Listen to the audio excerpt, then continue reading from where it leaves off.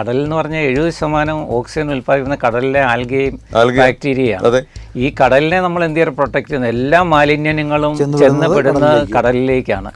അതിനെ നമ്മളിവിടെ ഇഷ്ടം പോലെ വെള്ളം നമുക്ക് ആവശ്യത്തിലും കൂടുതലുണ്ട്. മഹാത്മാഗാന്ധി പറഞ്ഞാൽ നമ്മുടെ ആവശ്യത്തിനുള്ള എല്ലാം പ്രകൃതിയിലുണ്ട്, അത്യാഗ്രഹത്തിനുള്ളതൊന്നും ഇല്ല എന്ന് പറഞ്ഞ പോലെ ഇത്രയും വെള്ളം ഉണ്ടെങ്കിലും നമ്മൾ ഈ ജലത്തിൻ്റെ കണിക തേടി മറ്റേ ചന്ദ്രനിലേക്ക് പോവുകയാണ്. ഇവിടെ ഇത്രയും വെള്ളം നമ്മൾ മലിനപ്പെടുത്തുകയും നശിപ്പിച്ച് കളഞ്ഞിട്ട് കോടികൾ മുടക്കി നമ്മൾ ചന്ദ്രനിലേക്കൊക്കെ പോവുകയാണ്. പക്ഷേ ഇവിടെ അത് ചെയ്യാനുള്ള ഒരു മാനസികാവസ്ഥയില്ല. എനിക്ക് ആ വിദ്യാഭ്യാസത്തിൻ്റെ കാര്യത്തിൽ ഇത് പ്രധാനമായിട്ട് വന്നത്, നമ്മൾ ക്യാഷ് ദം എന്ന് പറയുകയല്ലേ, നമ്മൾ കുട്ടിയായിരിക്കുമ്പം തന്നെ നമ്മളെ പ്രൈമറി സ്കൂളിൽ തന്നെ രാജ്യസ്നേഹവും ഇതുപോലെയുള്ള മാലിന്യ നിർമ്മാർജ്ജനവും മറ്റുള്ള പരിസ്ഥിതി സ്നേഹവും മറ്റുള്ള ബഹുമാനിക്കാനൊക്കെ നമ്മുടെ ആ ഇതിലെ പാഠ്യഭാഗത്തിൽ വന്നെങ്കിൽ ബേസിക്കായിട്ട് മറ്റു പല കാര്യങ്ങളും ജപ്പാൻ എടുത്താലും അങ്ങനെ അവരൊക്കെ അത് ചെയ്യുന്നുണ്ട്. അതിൻ്റെ ഒരു മാറ്റം